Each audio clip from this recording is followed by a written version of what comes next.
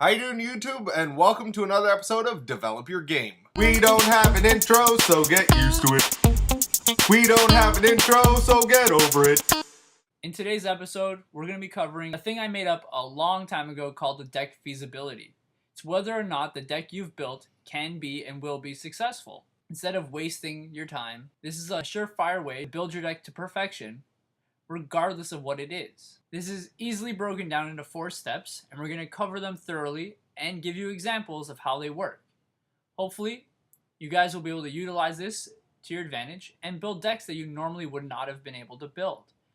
In the description bar below, we will give you the entire step-by-step procedure, but you can listen to us and we'll explain exactly how each step works. Step 1. Identify your deck strategy. Do you want to get out Shien? Do you want to get out Deep Sea King Kalolakan? Do you want to be able to Infernity launch a whole slew load of times in order to get 3 barriers in the back row? This is your strategy. This is the main thing you try and accomplish every single game. Identify your deck's objective. How are you going to win? How is that one play that you're trying to do going to get you the game? Is Deep Sea King Kalolakan pitching 1 card going to make a huge deal? Or is Shien really going to make much of a difference by only being able to stop 1 card? How are you going to objectively use this to your advantage to possibly get you the game? What is the competitive advantage of your deck? What is the strength of your deck? When it comes to fish and samurais, it's swarming the field.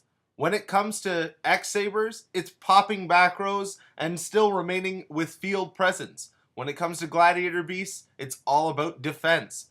What does your deck do really well that makes it so strong?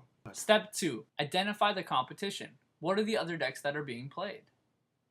Are you going to be facing off against a huge slew of Gravekeepers in a YCS where most of it is all of top 32? Or are you going to play random decks at your locals that really nobody cares about? Every single event is different, and you have to realize that. You have to identify your threats. What are your bad matchups? When it comes to Gravekeepers, your bad matchup, 6 Samurais. They don't play a lot of monsters, which means your Royal Tribute, which is your big trump card, doesn't really work all that well.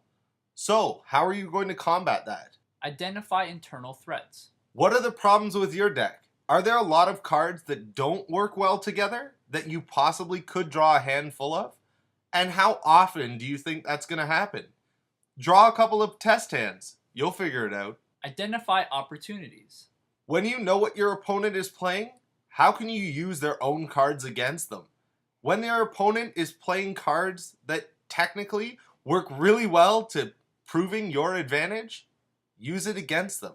Step 3. Expand on major issues. This is where you have to do a little bit of test work. You're going to have to be able to play against a whole bunch of decks. Bring it to a local tournament.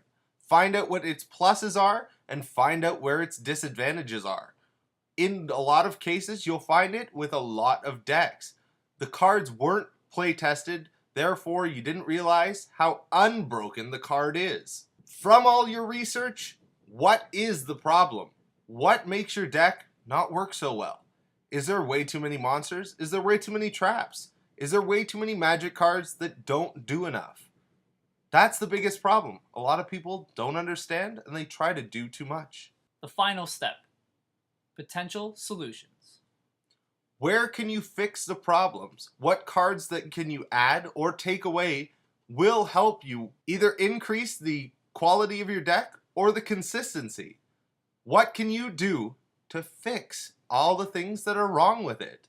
Or is it unfixable and honestly cut your losses and continue with your next idea? Once all this has been done, start over again until you're completely happy with the final result. How you doing, YouTube? If you like this video, please check out Underworld 6667. I'm sure the person who uploaded this video has my link either in the description or in an annotation somewhere here, or just look up Underworld 6667 on YouTube.